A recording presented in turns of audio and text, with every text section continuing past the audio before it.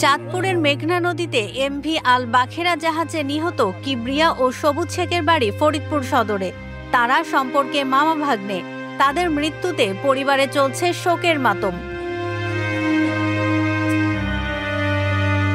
নিহত কিবরিয়া সদর উপজেলার গেরদা ইউনিয়নের জোয়ারের মোড় এলাকার মৃত আনিসুর রহমানের ছেলে। তিনি ওই জাহাজের মাস্টার পদে কর্মরত ছিলেন। কিবরিয়া 4 ভাই ও 1 বোনের মধ্যে বড়। তার 1 ছেলে ও 1 মেয়ে রয়েছে। অপরজন নিহত সবুজ শেখ একই এলাকার বাসিন্দা ও কিবরিয়ার ভাগ্নে। তিনি ওই জাহাজের লস্কর পদে কর্মরত ছিলেন।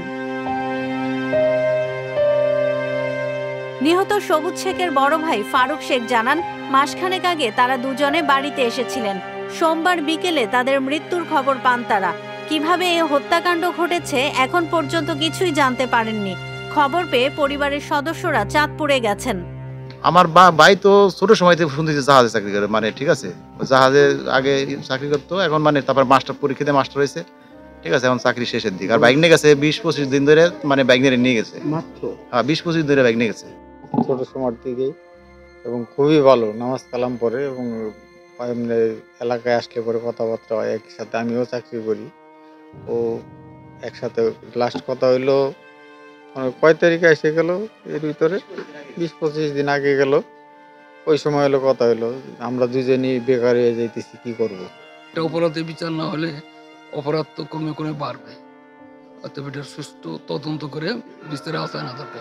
এটার সুষ্ঠু বিচার চাই, যে বা যারা মেরেছে তাদের সঠিক তদন্ত সাপেক্ষে। সোমবার 23 ডিসেম্বর দুপুরে চাঁদপুরের হাইমচরের মেঘনা নদীতে আল বাখেরা জাহাজ থেকে 5 জনের লাশ উদ্ধার করা হয়। এ সময় গুরুতর আহত 3 জনকে উদ্ধার করে হাসপাতালে পাঠানো হয়। পরে চিকিৎসাধীন অবস্থায় 2 জনের মৃত্যু হয়। ফরিদপুর থেকে তামিম ইসলামের তথ্য ও ভিডিও নিয়ে রিপোর্ট risingBD.com।